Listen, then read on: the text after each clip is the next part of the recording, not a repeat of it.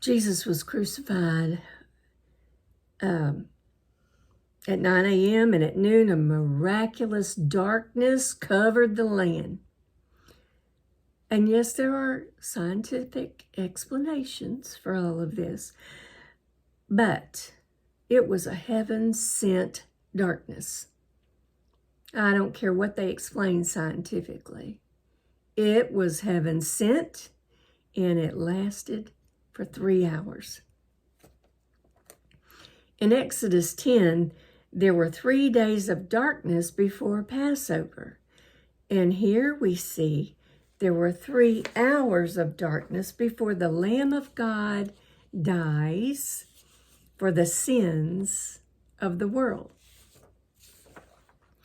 Jesus had spoken at least 3 times before this darkness fell.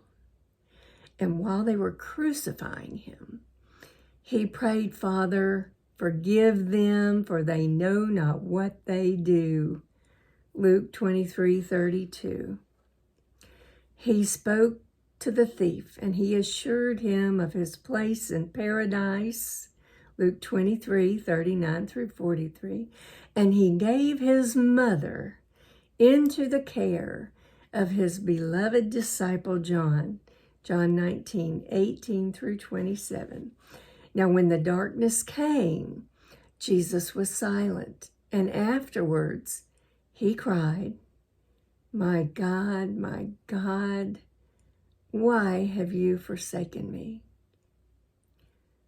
That's a direct quote from Psalms 22:1. Now 1 Corinthians 5 and verse 21 says, "For our sake God made him to be sin, so that we might become the righteousness of God in him." Jesus had been made sin for us.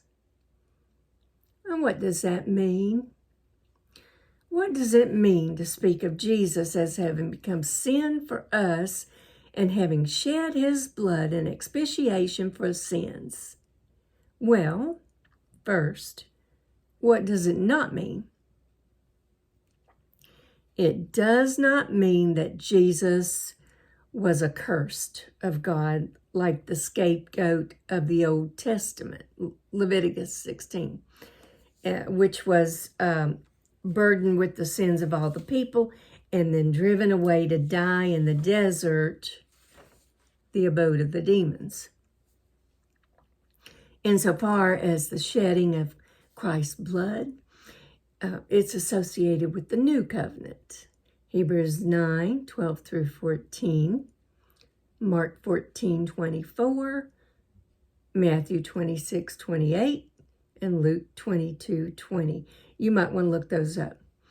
The allusion is always the enactment of the Old Covenant in Sinai, Exodus 24, namely the blood of peace offering, okay?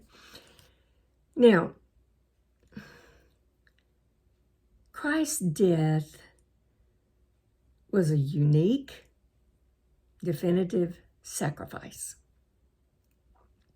both as the paschal sacrifice that accomplishes the redemption of men and the sacrifice of the new covenant, which restores man to communion with God. It is love to the end. It's that love that